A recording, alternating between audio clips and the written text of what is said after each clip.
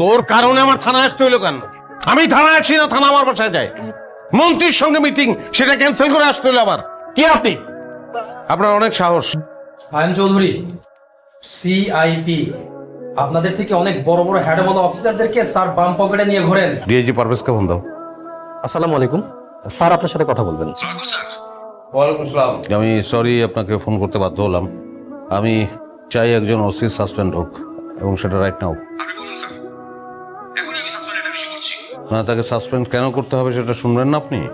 শোনার দরকার নেই, আপনি বলেছেন এটা যথেষ্ট। আপনারা আছেন বলেই তো স্যার আমরা আছি। আপনার এইটুকু কাজ আমি করবো না? বলেন কোন থানার ওসি? পুরো থানার অফিসারগুলিকে আমি সাসপেন্ড করবো। স্যার সরি, আসলে একটা মিসআন্ডারস্ট্যান্ডিং হয়ে গেছে। আচ্ছা, আমি আপনাকে পরে জানাচ্ছি। Sorry sir, please. সরি বললেন, ইটস ওকে। 1 নম্বর শর্ত, আমার গাড়িটা যে লোক আটকিয়েছে তাকে। স্যারের দ্বিতীয় শর্ত হচ্ছে আপনাকে জরিমানা গুনতে হবে 10 লক্ষ টাকা। কানে নিয়ে আসছো ধরে, হ্যাঁ?